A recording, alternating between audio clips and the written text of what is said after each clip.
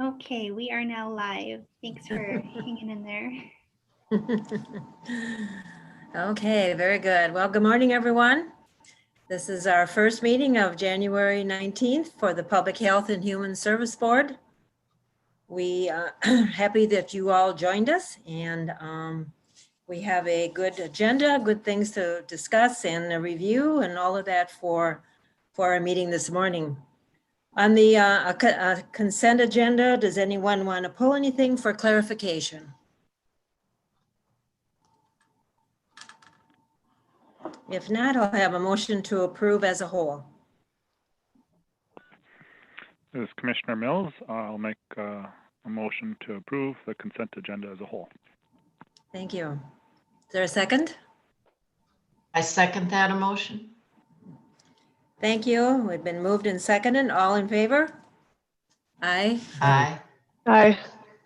Hold up your Aye. hands, whatever. I can't see everybody, but I can hear. Thank you. We'll have a staff report by Allison. 2020 year in review. Thank you, Allison. Yeah, so this is the 1 month a year that you get to hear from me a lot more than typical. So bear with me. I'm going to just switch over to share my screen so you can see my presentation here as well.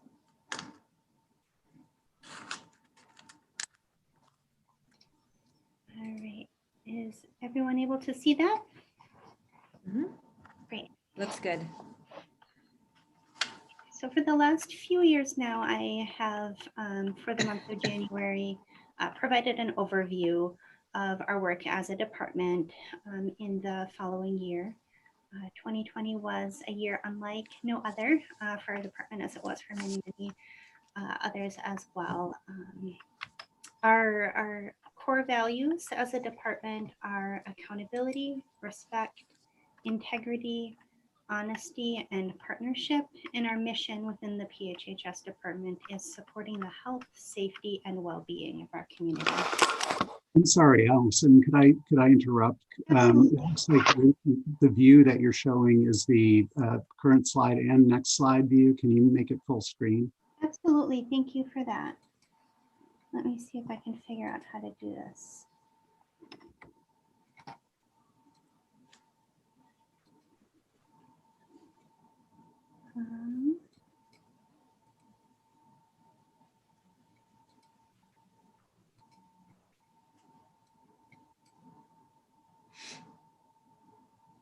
How was that? Still this. It's still showing the next slide. The effect of it is it makes both slides look kind of small. Okay, let's see.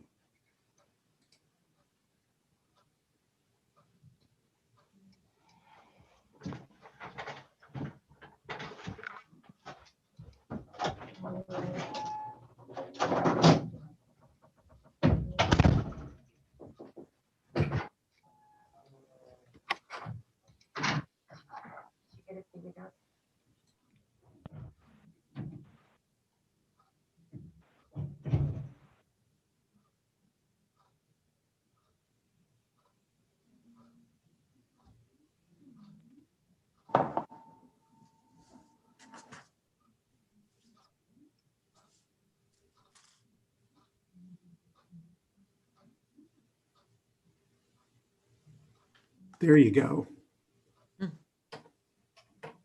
Thank you. That's working? Yep, perfect. Great. Thank you. All right. Let's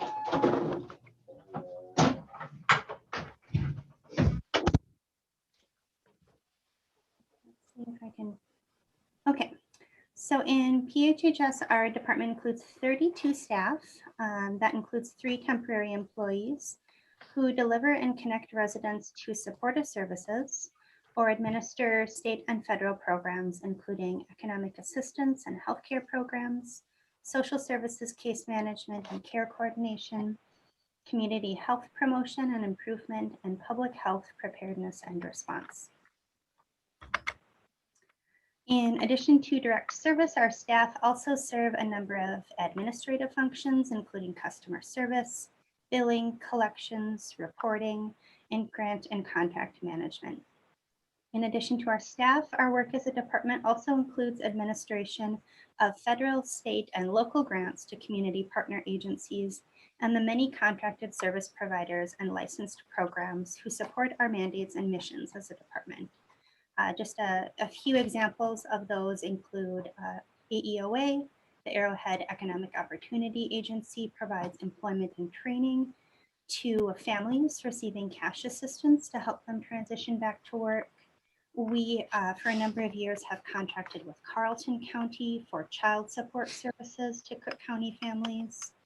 The In-Home Support Program is a licensed program that our agency has oversight of, and that employs independent contractors for homemaking, errand and chore, and transportation services to community members who are aging or have short or long-term disabilities.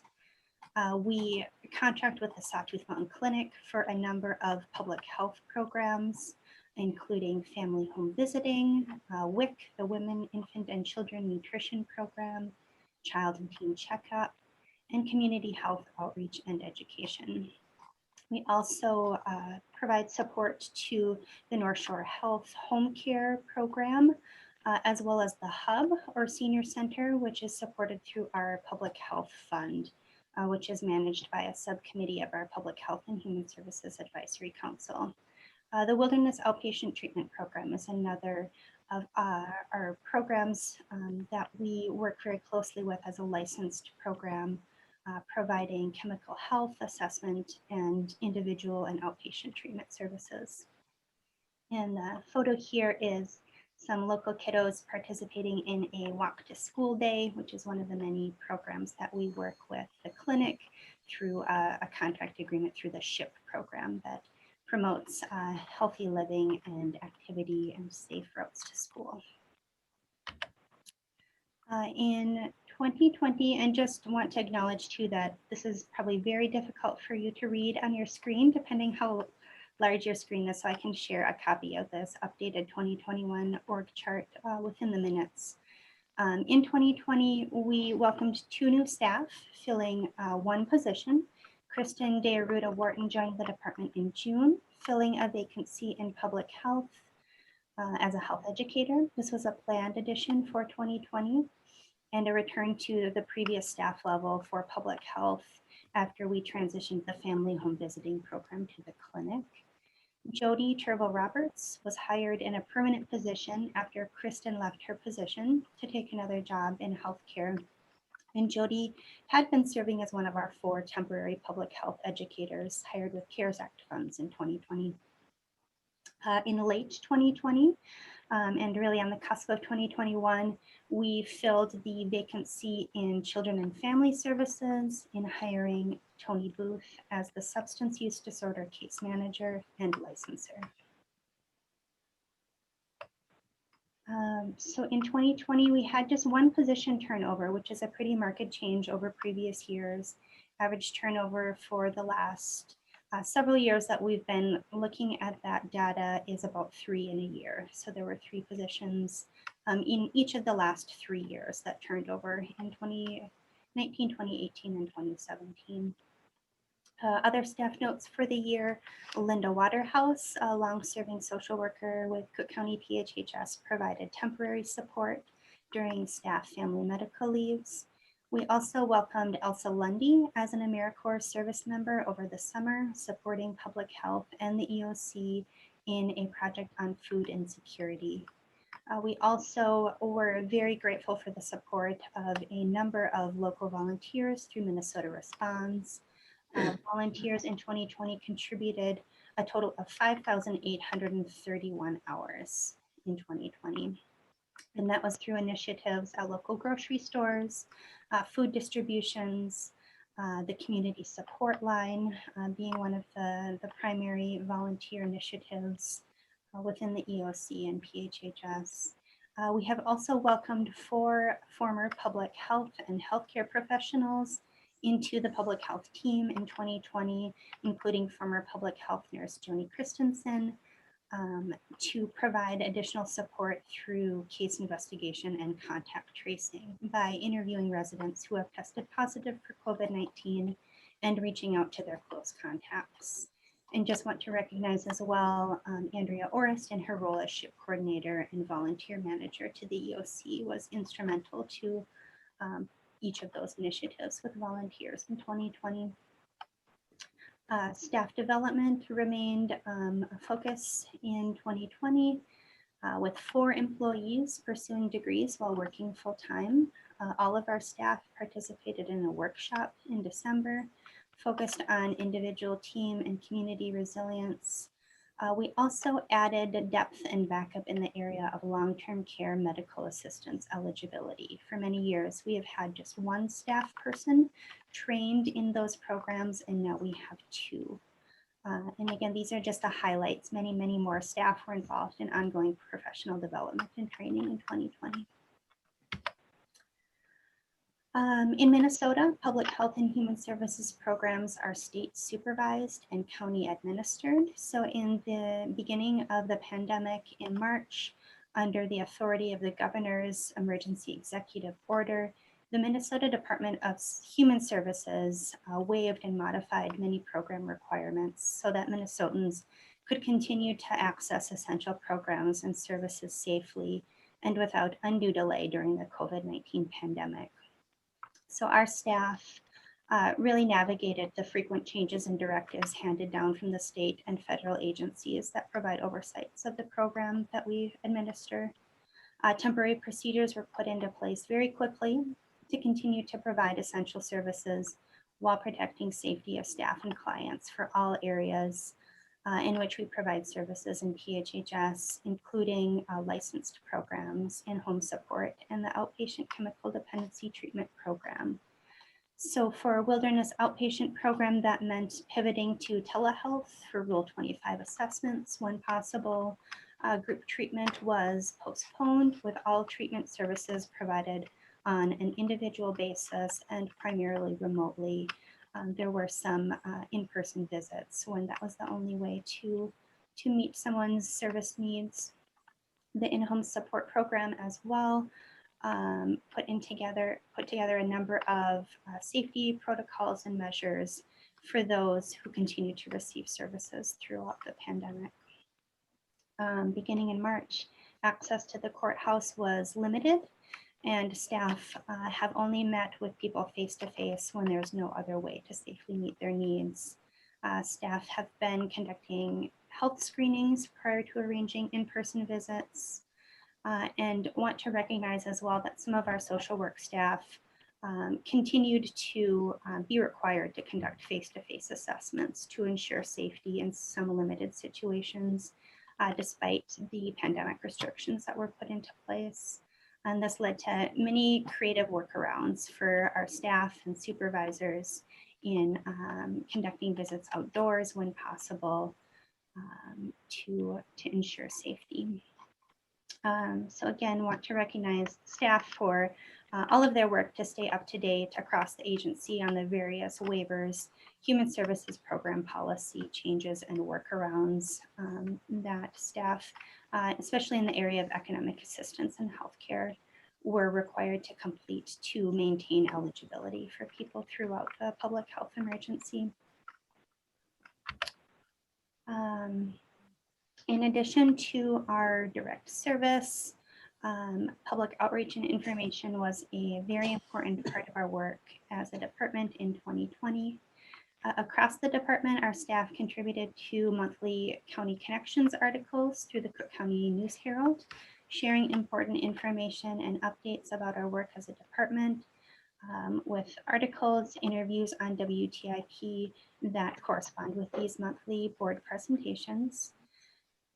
We continue to publish regular updates to the PHHS Facebook page, and in 2020 also started an Instagram page as well.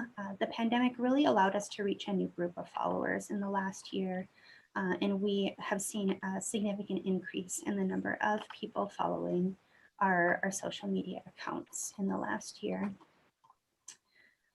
We have greatly expanded our outreach as well during the pandemic, notably with Grace Grenager in her role as public health supervisor and EOC co-commander conducted weekly interviews on WTIP throughout 2020, beginning in March.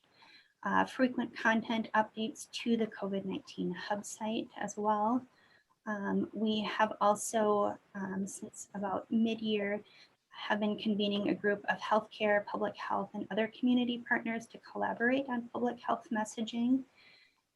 We have continued to lean on our successful partnership with the Sawtooth Mountain Clinic for public health outreach as well, promoting public health best practices, notably COVIDios series of youth-oriented outreach that we were able to work on with the clinic with the support of some CARES Act funds. Our staff also led outreach targeted at sharing information about the behavioral health impacts of the pandemic. During the spring and summer, community support worker Matthew Baxley recorded a series of videos on supporting your mental and emotional health while navigating the immense challenges that COVID-19 has brought to us as individuals and the community. Staff also organized and participated in a WTIP panel discussion on emotional health and well-being before the holidays. Our Public Health and Human Services and Local Mental Health Advisory Council were also very engaged this year, and you will hear more about those activities from our council chairs later in the meeting. So in my years as a director and before as a supervisor in economic assistance programs, I would regularly receive questions about who benefits from PHHS programs, how many people are receiving assistance. I would argue that this is everyone in Cook County is impacted in our work by some way, including all year-round residents and the many, many visitors that we receive each year. And truly, this has never been more apparent in recent history than in this last year with our community-wide response to the pandemic. In 2020, our staff and the many agencies that we partner with in our work were able to lean on relationships and many, many years of experience working together in emergency preparedness and planning work. And really beyond and in addition to the pandemic with our partners in primary care, tribal health and human services, nonprofit community agencies, and others, we are talking about how to make Cook County a healthier place across the lifespan and for future generations through our community health improvement and planning work. Our staff, our advisory councils, and you all as elected officials as well advocate for policy change to improve the future of public service and outcomes for community health and well-being. Because I know that you are interested, I will share some high-level caseload data from the department in 2020 as well. So first, I will start with just defining what a work group is. A work group is a case. This could be an individual or a family unit. As the name suggests, a work group often involves many people in providing and coordinating services beyond the individual or family being served through PHHS programs. So just to illustrate as an example, an adult mental health work group might include one individual receiving services, but the work of our staff might include coordination with physician, treatment facility, courts, probation, other human services staff within the department or in other jurisdictions, and family members. So the work group in how the data is reported here is really, doesn't exactly describe the amount of work that is involved of our staff in coordinating and delivering services. But just to illustrate for each of our units in human services, as well as a change over 2019, in 2020, the adult and home and community-based services unit, which includes general adult services, adult protection, developmental disability, and waiver case management, provided support to over 271 county residents and their families and residents who live in facilities outside the community who require a higher level of care than is available locally. And this is very similar to the 2019 numbers reported for each of those program areas where there were 273 work groups. In 2020, the Children and Family Services Unit, which includes adults and children's mental health case management, child welfare, the Parent Support Outreach Program, and licensing, supported over 218 individuals and families in 2020. This was an increase over 2019 for those same program areas where the Children and Family Services Unit worked with 157 work groups in the same program areas. Another way to look at our local human services data and people served is by intake. And an intake is a request for service or a referral that may or may not turn into a work group. So this could be, again, a referral from another agency or primary care. It could be an individual calling and requesting services on behalf of themselves or a family member. And just to illustrate, one program area where we saw a significant increase in 2020 was in children's mental health. There was a 154% increase in case management referrals, with 28 referrals received in 2020 and just 11 in 2019.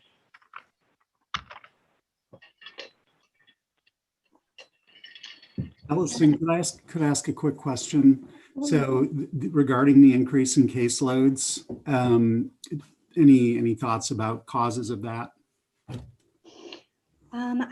I can say that we have seen an increase in calls and concerns in mental health across the spectrum from children and adults in 2020. And I think we can attribute that to the increase in needs because of the pandemic caused by various situations, including increased isolation, stress, and anxiety.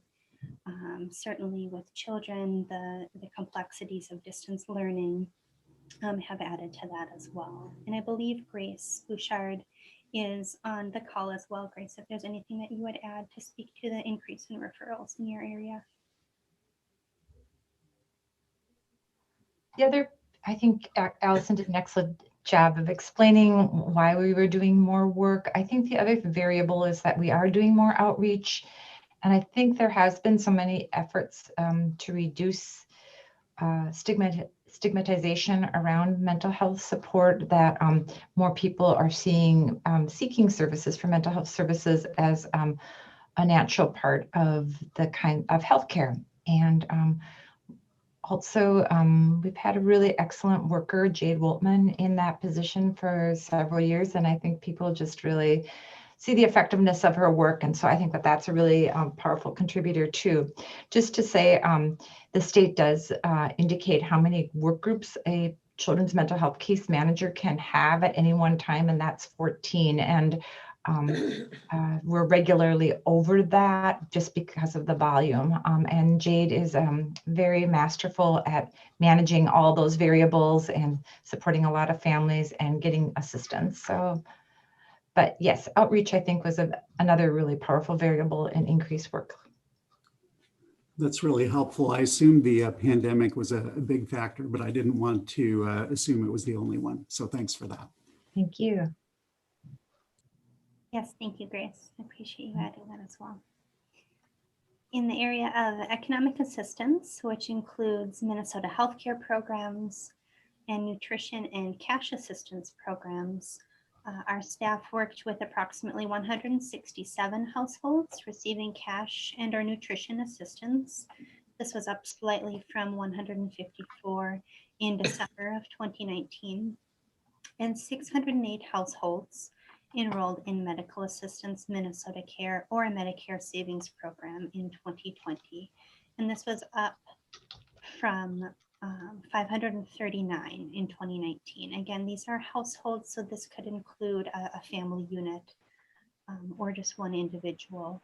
But to break that down on an individual basis, there were 182 individuals enrolled in Medical Assistance, Minnesota Care, or a Medicare Savings Program as of December 2020. And this is up again from 2019 at the same point in time where there were 950 enrollees.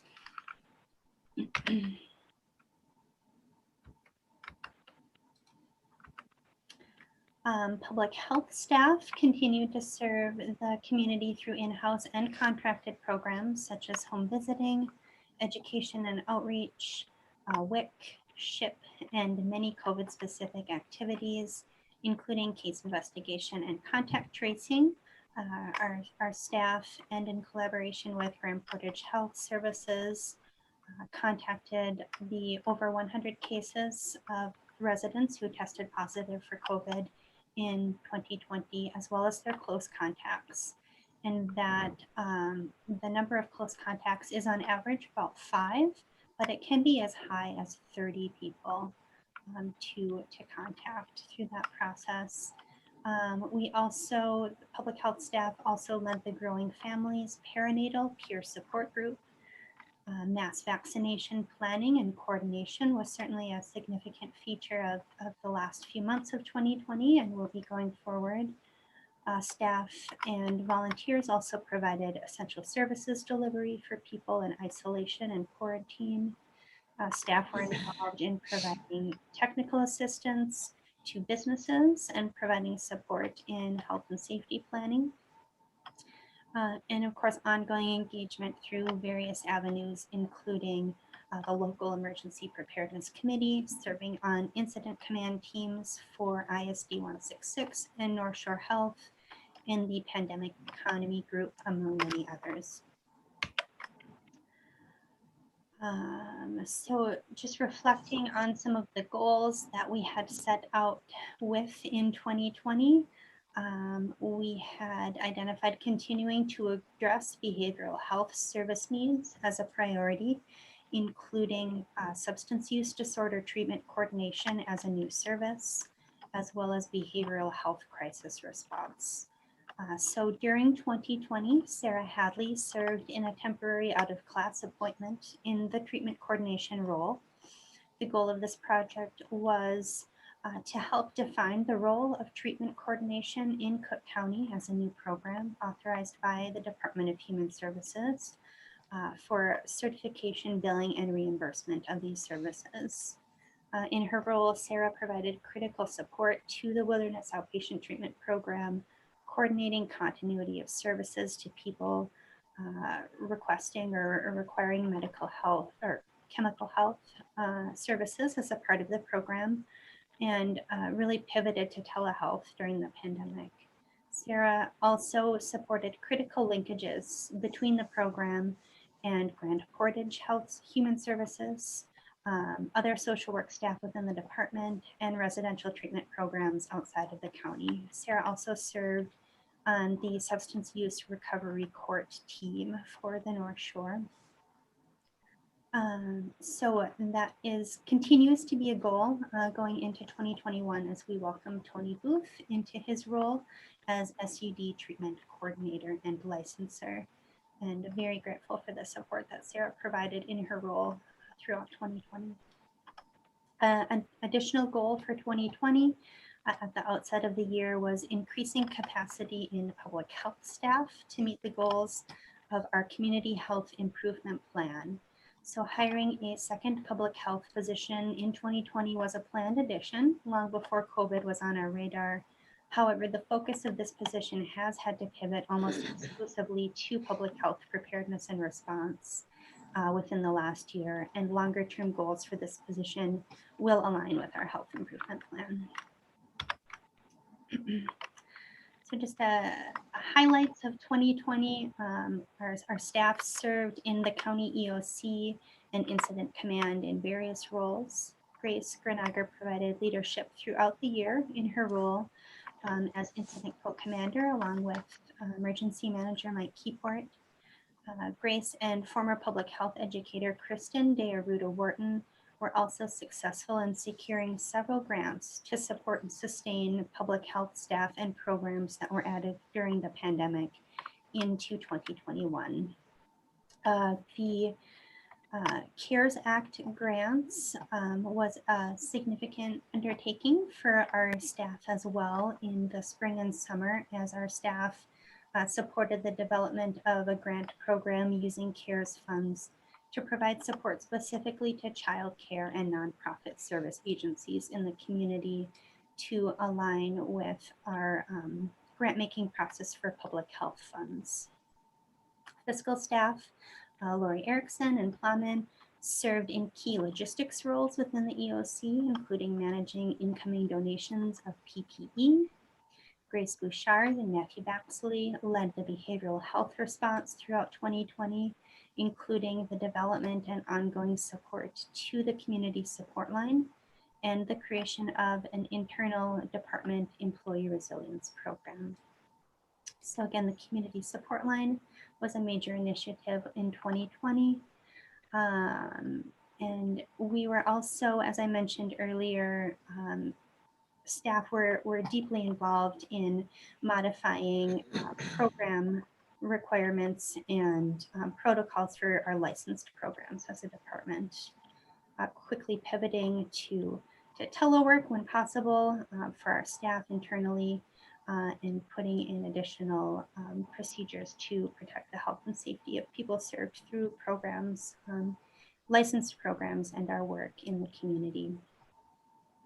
For the third year, public health staff and the PHHS Advisory Council supported the Public Health Fund grant review process, with members of the council providing recommendations to the PHHS board for granting funds in the amount of $135,000 to 6 organizations that serve a public health purpose in the community. And to be considered for public health funds for the 2021 budget year, applicants were asked to, again this year, align their requests with the goals identified in the community health assessment. As in every year, our staff are also accountable to the Department of Human Services performance management outcomes. The goal of the performance management system is to improve across all mandated essential human services in Minnesota. In 2020, Cook County, across each of the program areas that we are measured, was not required to complete a performance improvement plan, meaning that we met or exceeded the range of acceptable performance in each of those program areas that we are accountable to. And that includes in child support, adult maltreatment, economic supports, including cash and food assistance, and child safety and permanency. Looking ahead to 2020, we are very excited to be welcoming Tony Booth in his role as substance use disorder licensing case manager within a few weeks. We are also moving forward with daytime crisis response certification. We were successful in pursuing a regional grant award to pursue daytime crisis response certification. This will allow our department to partner with the Human Development Center to provide clinical oversight and technical assistance to eventually be able to bill for services provided and really continue to develop partnerships with the many community agencies and regional resources involved in supporting people with emergent behavioral health needs. Mass vaccination of county residents is a significant undertaking for 2021 with the goal of vaccinating 80% of county residents. I double checked the MDH dashboard this morning and the state doesn't quite have the data from our event yesterday, but it looks like we are still right around 6 or 7% of county residents vaccinated to date. And we'll be significantly scaling that up as the vaccine becomes available to a broader group of county residents. 2021 will continue to remain engaged with program and policy changes at a state and federal level during the current legislative session and upcoming administration changes. On our radar for 2021 are the continued rollout of the Families First Prevention Act in the state of Minnesota, as well as substance use disorder reforms. And looking forward to one of the silver linings, I think, from from a very strange year is the opportunity to really transform and redesign the systems that we work with, as we see how quickly we're able to pivot at a state and local level in service delivery to continue to improve outcomes for individuals and communities that we serve through PHHS.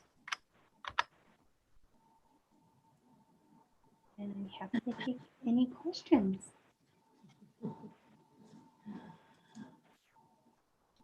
Any questions or comments for Allison?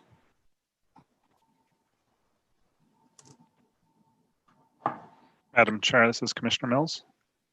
Yes, go ahead. Thank you. Thank you, Allison. I don't have any questions at this time. There's a flood of information and so much happened in the last year. And thank you for all the work that you've done, both in doing and coordinating the work, as well as presenting it and summarizing it as best you can in such a short presentation for just the sheer volume of work done. It really helps to see and hear the impacts that the county has in our community for especially for the people that are the most in need and the hardest hit by the pandemic here. So I just want to express my gratitude. Thank you.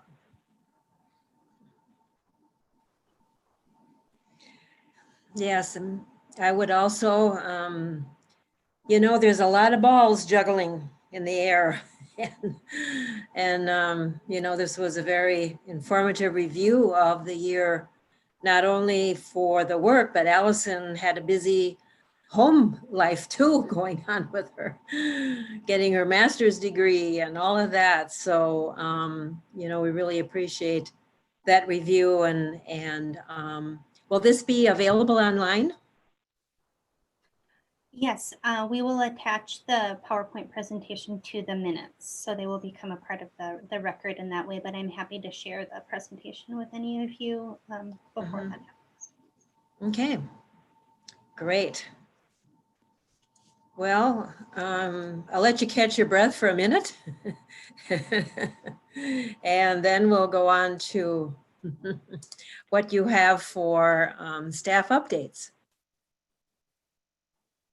And I really have very little in the way of agency and staff updates, as I spoke to some of the things that are currently underway in my presentation. I do want to address, I had a question from Commissioner Hawkins about the some of the contracts that were renewed, and I wanted to address those to the full group as well. The first being regarding a year-end report for the contract with Jacqueline Sebastian. She is a provider that we have contracted with for a number of years to provide family group decision-making services. Although we don't frequently use her services, she's very skilled. She lives nearby. That reduces the cost of travel to be able to have an agreement in place with her. So we have renewed that if the need should arise. My understanding, I don't believe that we worked with her in 2020, so that is likely why we do not have a year-end report to share from Jackie. Commissioner Hawkins raised a great question as well about why Greg's contract with the agency, the Wilderness Outpatient Treatment Program, does not require a year-end report. That is something that we could certainly amend the contract to request that going forward. We do have a somewhat unique relationship with Greg as a contracted service provider, as Cook County PHHS is the licensed holder for the Wilderness Outpatient Treatment Program.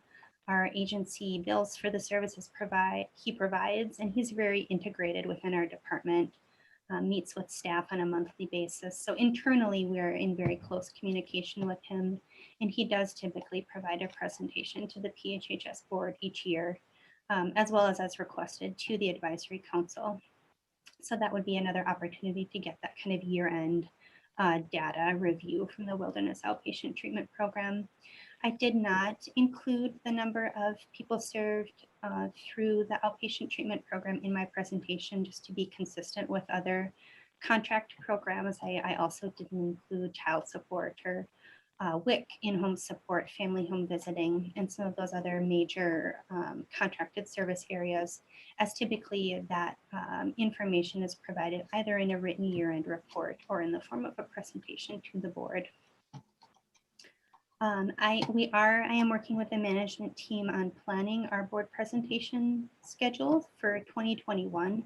So if there are any program areas that you are interested in hearing more about, please let me know, and I can work with the staff to plan those. We do have some standing presentations each year. For example, I believe in March, we typically provide a presentation from child safety, child welfare, as it is Child Abuse Prevention Month. But again, welcome your suggestions as it relates to future staff presentations.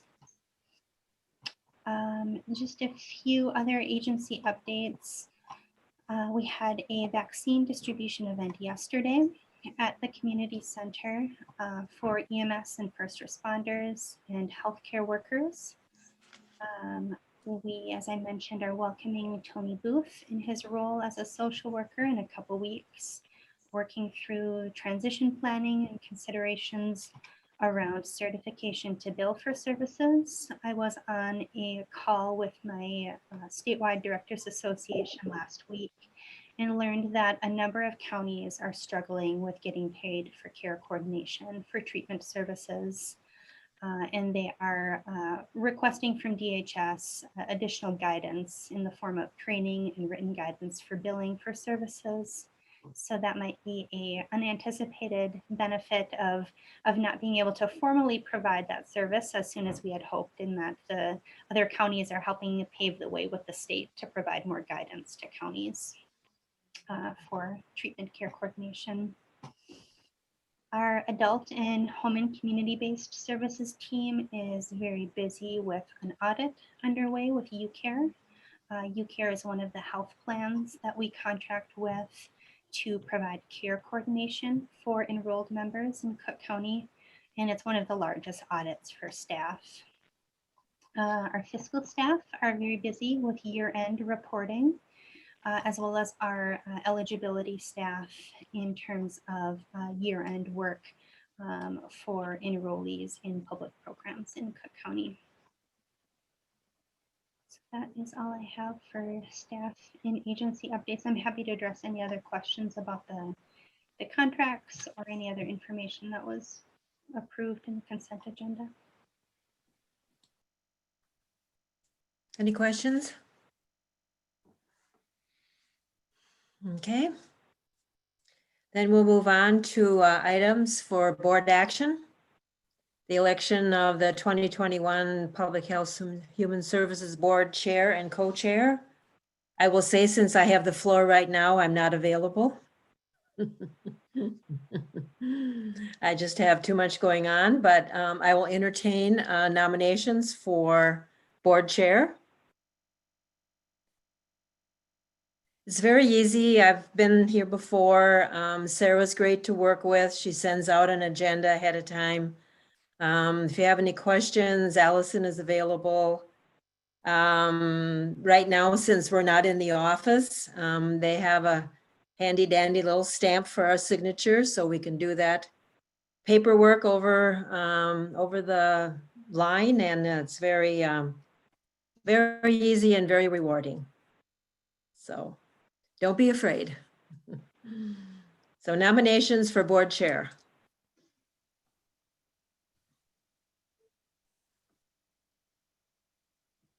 Madam Chair, Yes, Commissioner. I'd like to nominate Stacy Hawkins for chair. Okay. I don't know that that is a good idea, since this is the area I know the least about. It's a great way to learn. Are there any other nominations? How about Roger Linehan? That's what I did. Thank you, Commissioner Hawkins, but I'm going to decline too because I'm already the chair of the advisory council. But thank you.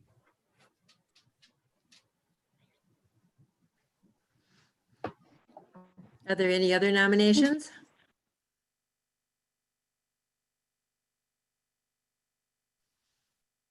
We have Stacy nominated for board. Are there any other nominations? I do this 3 times. Okay. So we have Stacy nominated for board chair. Do I have a motion for that? This is Commissioner Mills. I'll move to have Stacy be board chair. Is there a second? I'd like to second that motion. Okay. We have a nomination for Stacy to be board chair. All in favor? Aye. Aye. Aye. Aye. Okay, Stacy. Then we need a co-chair. Someone to fill in when the chair is not available for a meeting. I'd like to nominate Commissioner Ann Sullivan.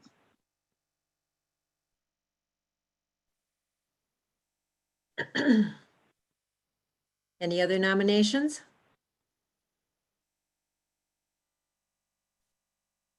Any other nominations? Any other nominations? So we have before us the nomination of Commissioner Sullivan for co-chair. And who would like to move that? I'll move it. And a second? This is Andrea. I'll second. All in favor? Aye. Aye. Aye. Okay, welcome aboard, Ann.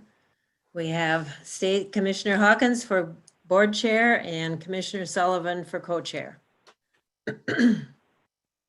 Thank you very much. Now we'll move on to committee reports. Arrowhead Economic Opportunity Agency, Commissioner Mills. Thank you, Madam Chair. Yes, we did meet, and it was a similar presentation to today's, the year in review, and we talked about the various programs that AOA administers and partners with, and the impacts that AOA has throughout our region, and then also some of the challenges, and whether it be building challenges or staffing challenges or communication challenges, and then successes as well. And one that I would highlight, just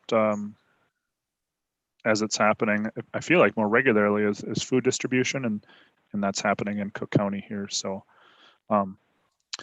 it was a good meeting, and there's been new board members joining us, and then also some resignations, but so it goes, and it's a very large board. But I think that's the basic summary there. Okay, thank you on that. Arrowhead Health Alliance Joint Powers, Commissioner Mills. We also met there, and that one was a shorter meeting, talking about, again, some of the challenges with telehealth and service delivery. Still no firm platform that's going to be moved on or pushed at this time. But hoping that we can get something figured out, and hoping that there'll be a state champion that kind of rises to really help usher this standardized platform forward.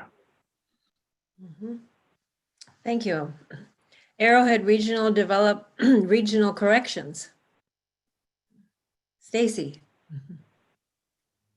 Yes, I attended my first meeting on Friday and met the board, or Thursday, whatever.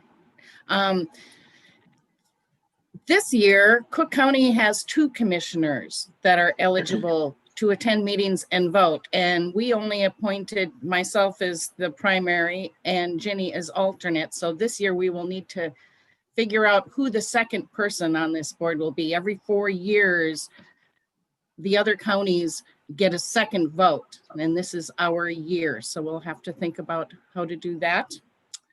And it was a year-end review. And it was my first time figuring all this out. So I will be having a meeting with Wally.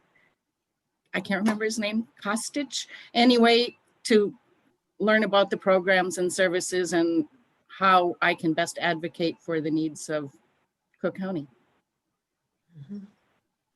Right. And since I'm your alternate, I'm also going to be hearing or meeting with Wally too, to see, how I can work this in and some of their goals and that type of thing.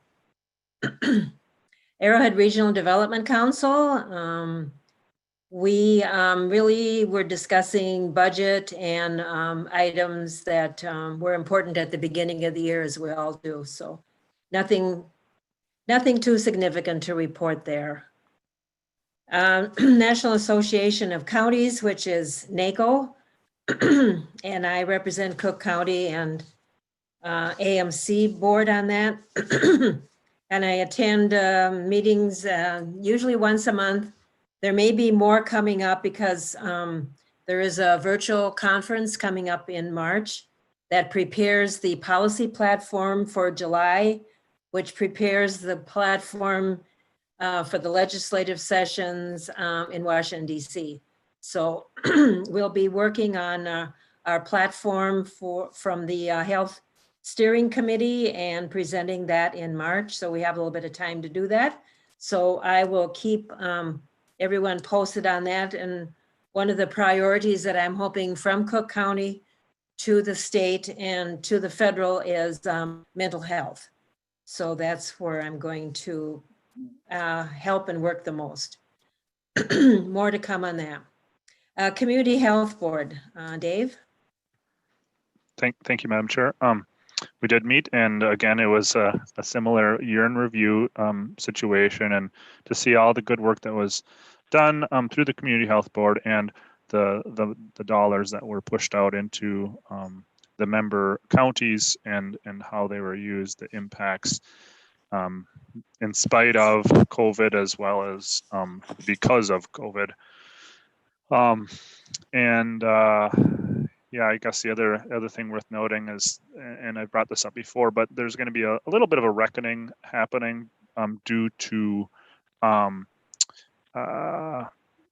state dollars given to the CHB that has been used in our fund balance for reserve unreserved fund balance, much like we need ours in operations, similar situation for other organizations. However, our director has been notified that maybe not best to use the state dollars in that way, because the state in a time of crisis say might ask for those dollars back. They could take them back. And so we're looking at our options as to how to use those, but then also replace them so we do have a fund balance. And of course, the goal is to make that happen without financially harming any of the counties or member partners. And so, and it sounds like that can happen, but it's a situation where it could be, either pay now or pay later, and maybe should have paid in the past or whatever. But it sounds like the impact for Cook County will be pretty minimal, if anything at all. So. Thank you. A report now from Roger on Public Health and Human Service Advisory Council. Thank you. I sent you all of the information that I have, and 2020 Advisory Council year in review, the PHHS Advisory Council minutes from 2 weeks ago, and the Council Recruitment Subcommittee notes. So there should be plenty of reading in there, and I really don't have anything to add, other than the subcommittee will be working on making changes, maybe even in the structure. Okay, well, thank you for doing that. That was good, good review and good report there. Appreciate Well, that. I have Sarah and Allison to thank for that. They really came through for me. Teamwork, I like that. Yes. Okay, so then we have a Healthcare Planning Committee. And that is my report. So we meet once a month and various entities give their reports and we discuss some of the things that are important. I give a county commissioner report too. Kimber noted that at that time, now this is the first Friday of the month. So at that time, there were 209 vaccines to that date. And then of course, there'll be the second vaccine following up with that. From the Sawtooth Clinic, Kate reported that the pharmacy is now open, but with limited services. And later there'll be a public announcement on when all the functions are up and operational. They're working on insurances, they're working on staff training. So it'll be a little while before the pharmacy is open. Jen Sorensen from Grand Portage said that the interest is growing substantially for vaccines up there. So they're hoping that, as we all are, that more vaccines will be available.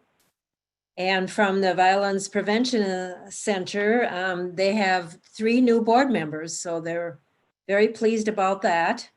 And they do have an outreach program to ISD 166 to a girls group, which has been so successful, the girls want to continue. So hopefully they'll have availability to work with the school district.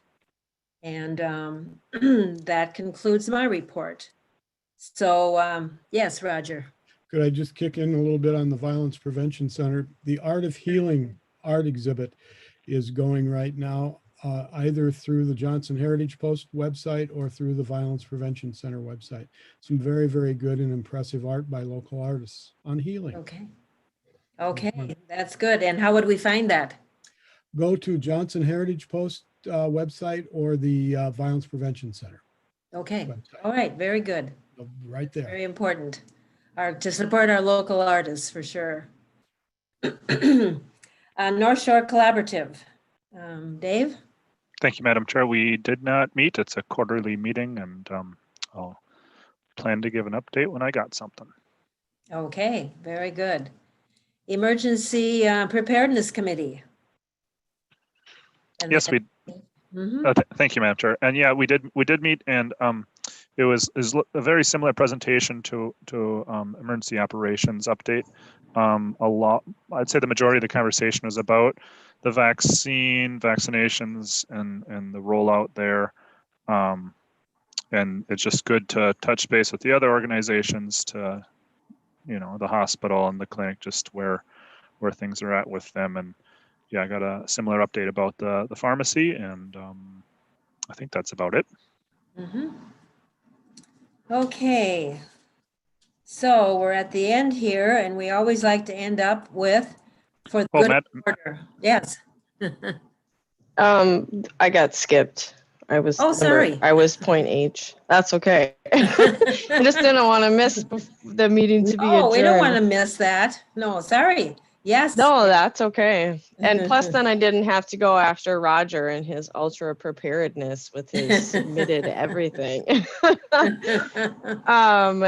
So just the Mental Health Local Advisory Council met on January 12th, and we received a presentation from Brad Shannon from North Point, the nonprofit organization that's purchasing the old Legion building for youth programming.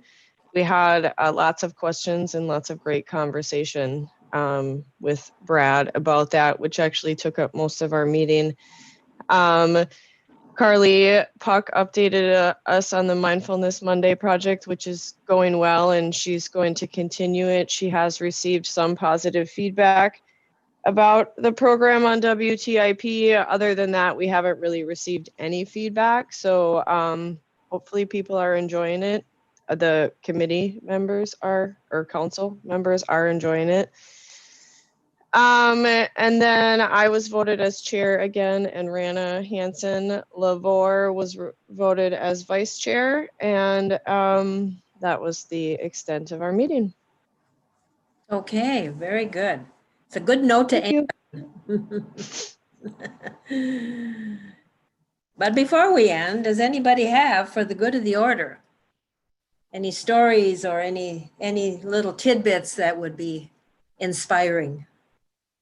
Commissioner Storley, if I may, just a reminder for our February meeting that Commissioner Mills and Storley will be absent due to a conflict during this date and time because we have a number of important business items, things like the approval of checks to some of our providers that are approved as a part of this board meeting rather than rescheduling or foregoing the meeting. We decided to have an abbreviated meeting next month in February of the PHHS board, recognizing that 2 commissioner members at least will be absent, but we should have enough with the 2 appointed council members to have a quorum in February to conduct our business. So there will be no staff presentation and just a shortened meeting with brief updates to conduct our business as a board. Very good. Thank you for that reminder. Well, one of the things I'm really very heartened when I hear the national news is children, 7, 8, 9, 10 years old are doing things for raising money to show appreciation for medical workers. They're, making friendship bracelets and they're doing little art projects. And I think, if the world could be as heartfelt as a little child, we should all be very heartfelt in terms of our giving and support. So yay, children. I will take a motion for adjournment. Commissioner Mills, so moved. A second? This is Andrea. I'll second. Thank you. Okay, take care. Thanks, Sarah, for being our technician. Appreciate it. You're welcome. Now.